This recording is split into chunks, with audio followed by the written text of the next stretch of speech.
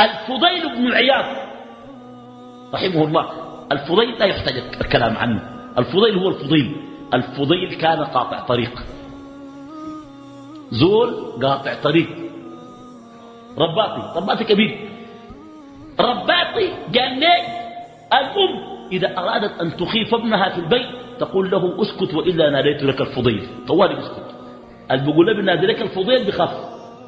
زور رباطي قدر ده قال لي مرة قاعد في الصحراء شاف له خيمة مشى على الخيمة دي، الخيمة دي فيها 2 قاعدين مولعين فانوسهم قاعدين في الخيمة، يميلوا واقفة وحاجاتهم واقفة. هو بيسمع مشى الصنط، قام سمع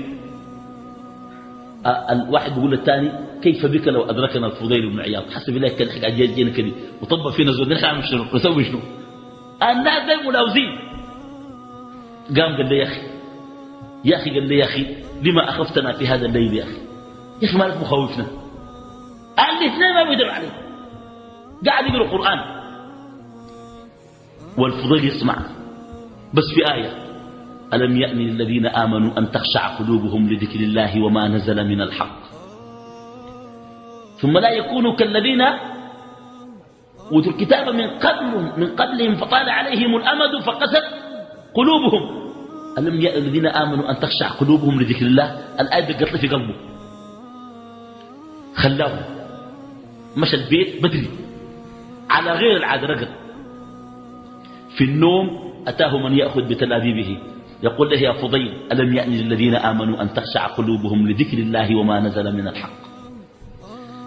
أما الآن لسه في ضلالك ده.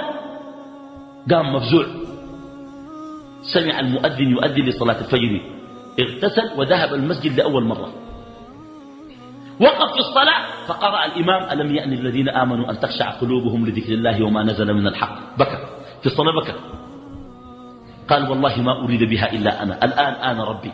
بس المفارقة ليها الهداية والعناية الإلهية.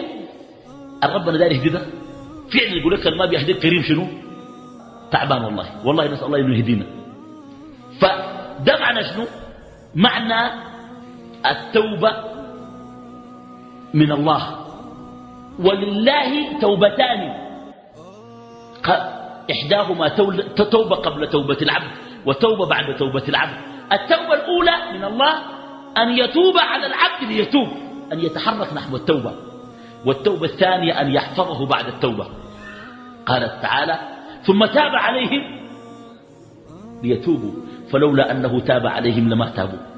هم في غفلة، ذكرهم التوبة وحرك في قلوبهم الأشواق نحو التوبة، فانتبهوا كأنهم كانوا في سبات وناموا. من الذي أيقظهم؟ من الذي نبه قلوبهم؟ إنه الله. إذن هو الذي تاب عليهم قبل أن يتوبوا له. ده معنى لطيف جدا من لطائف معاني التوبة. طيب